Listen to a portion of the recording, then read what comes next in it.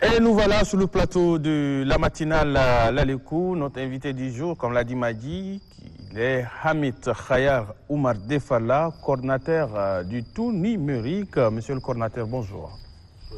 Alors avec vous, il sera question de la coordination du tout numérique, mais également de l'incubateur Tchad Innovation.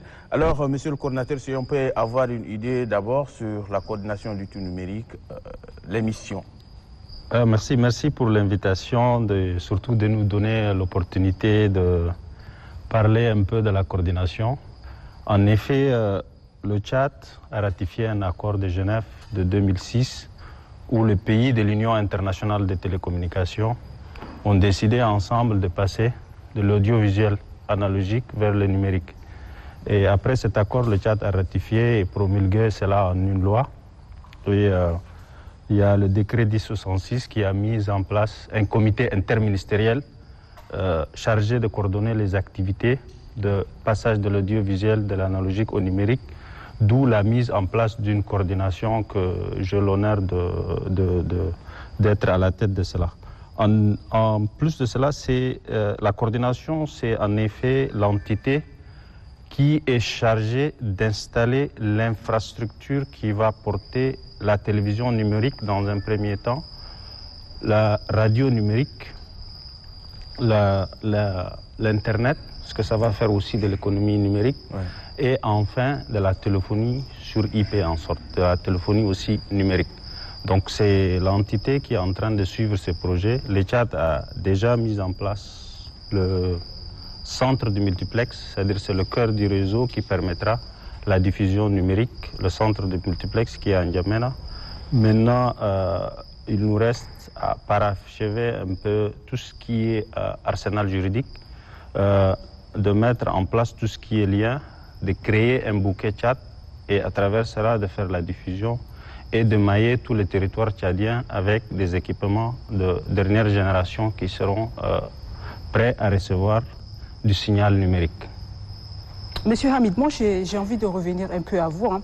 Et vous faites du tout, de l'informatique, on va parler des innovations, ensuite on retombe un peu sur le tout numérique. Mais vous pouvez présenter brièvement pour qu'on essaie d'entrer de manière plus ample dans cette Bon, je suis un Tchadien, je m'appelle Hamid, je suis ingénieur. Oui. J'ai fait l'université de Bangalore, qui est une université indienne, c'est parmi les universités un peu le plus prisées à travers le monde.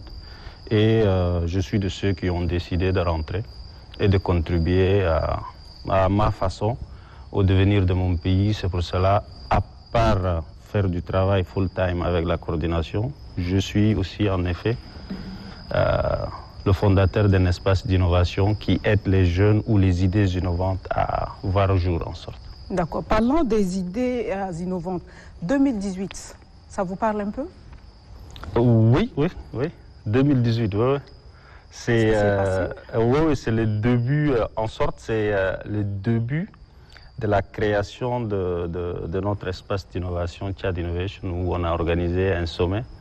Le premier sommet, en sorte, sur les innovations et les technologies qui s'appelait Tchad Innovation Summit et qui a valu le prix d'être financé par les États-Unis à travers la bourse de réciprocité et qui nous a fait venir 2 ou 3 jeunes Américains de moins de 30 ans qui figurent dans Forbes Magazine d'entrepreneurs de moins de 30 ans.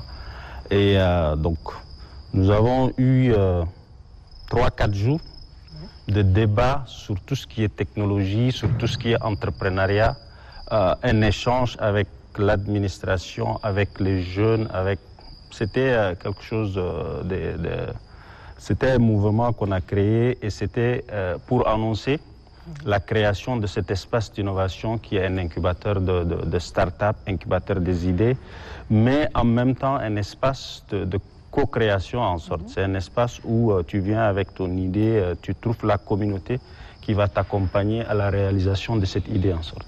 Mais, monsieur le coordinateur, donc, je veux dire monsieur le président, parce que là, je veux parler de Tchad Innovation. Où en est-on maintenant avec Tchad Innovation? Tchad Innovation est en bonne voie, malgré que oui, on a eu beaucoup de challenges. C'est pas facile, on a passé plusieurs étapes. On est en train d'avancer. Récemment, Tchad Innovation a été sélectionné comme ambassadeur de la Civic Tech en Afrique centrale. La Civic Tech, c'est une communauté des innovateurs un peu africaine et ils ont leur siège basé en Afrique du Sud où nous avons été sélectionnés. En 2021, c'est grâce à tout ce que je fais à travers Tchad Innovation, c'est qui nous a valu aussi d'être sélectionnés parmi les jeunes, les 50 jeunes qui font le numérique en Afrique. Donc, vaille que vaille, c'est pas facile, mais on est en train d'accompagner. On a même eu quelques échanges, on s'est déplacé. Maintenant, on a un incubateur. Notre espace, il est au niveau de Diguel. On est passé de plusieurs quartiers. Maintenant, on a un espace qui est fixe où les jeunes arrivent, où on essaye d'adapter tout ce qu'on a étudié, tout ce qu'on a appris comme technologie pour trouver des solutions à des problématiques locaux, à des problématiques des sociétés, et d'où notamment la Civic Tech. La Civic Tech, c'est en sorte la technologie pour rendre en sorte l'administration plus fluide ou pour en sorte allier le citoyen avec son gouvernement. Donc d'où nous avons mis en place une plateforme grâce au soutien de l'USAID et le soutien technique des FHI, où nous avons mis en place une plateforme numérique qui a permis de véhiculer des messages de paix et d'union. Et donc on continue de mener des campagnes sur le dialogue, sur la paix. Mais au-delà de ça, c'est une façon de pousser les jeunes ou de pousser les Tchadiens et les citoyens à plus s'acculturer au digital, parce que de nos jours, le digital est primordial et on doit quand même faire le premier pas et pour que les gens s'approprient cette technologie en sorte. Mais est-ce que le jeune s'approprie à cette technologie? Parce que là, vous êtes un incubateur qui coach d'abord les jeunes, qui les oriente, qui leur donne également des idées afin qu'ils puissent vraiment mener à bien les activités. Mais est-ce que ce jeune-là s'intéresse beaucoup plus, sinon est-ce que ce jeune utilise sainement le numérique? Ça, c'est une question qui est essentielle. C'est pour cela, dans un de nos programmes, on a développé en sorte un curricula qui permet d'orienter tout ce qui est jeune, tout ce qui est femme et tout ce qui est citoyen de manière générale vers l'utilisation saine de ces technologies. Internet, il y a du tout. La technologie, il y a du tout. Mais maintenant, il y a certains gens qui ne savent même pas où aller. Donc, on est en train de les orienter à travers des petites formations. C'est-à-dire, pas où aller?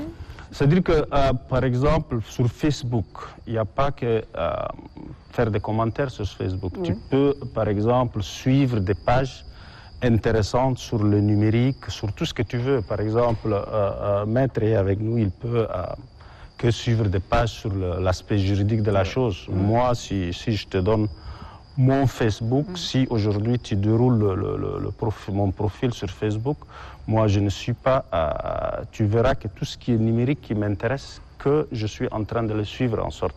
Il y a des groupes sur le numérique qui se fassent à travers. Aujourd'hui, le monde est à portée de la main, comme on le dit. Donc, The World is Flat, comme le dit le livre, un livre d'un contemporain. Le monde, aujourd'hui, il est à la portée de la main. Donc, à travers le numérique, tu peux avoir un expert de l'autre côté des États-Unis. Notamment, nous avons participé à Democracy Lab, qui est un des grands incubateurs de la Civic Tech à travers le monde. Mais c'était virtuel, j'ai fait la présentation de Tchad Innovation, j'ai eu quelques expériences et on est en train d'être coaché par ceux qui sont de l'autre côté et qui ne connaissent pas le Tchad. Et on est en train à travers ce numérique, à travers les Facebook, à travers les réseaux sociaux, on est en train de placer le Tchad sur la carte du monde. Parce qu'il y a des gens qui sont, par curiosité, ils viennent, une présentation du Tchad, qu'est-ce qu'il va raconter? Donc, et dès qu'ils verront qu'on s'intéresse à la technologie, qu'on est à jour de la technologie, alors ils vont aller chercher.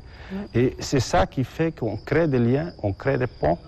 Et c'est grâce à cette technologie, j'ai aujourd'hui des amis virtuels de par le monde, qu'aujourd'hui, peut-être qu'on ne se verra jamais, mais à travers la technologie, ils sont même prêts à travers la vidéoconférence, à donner des cours, à donner des talks, à donner leur contribution au devenir de Tchad Innovation, qui est une petite incubateur ou une petite association quelque part en N'Djamena. Donc la technologie, elle peut, il y a différentes façons de l'utiliser, et c'est dans ce cadre que Tchad Innovation a vu ses vides, il s'est placé, il est en train de faire un travail qui est à parfaire, comme on le dit toujours, mais on est déjà inscrit dans cette lancée d'acculturation et surtout d'utilisation saine d'Internet en sorte. Monsieur le Président, est-ce que vraiment, qu'est-ce qui manque? J'allais dire, qu'est-ce qui manque pour que le Tchad soit classé, classé sur la carte convenue du monde numérique, la carte du monde numérique?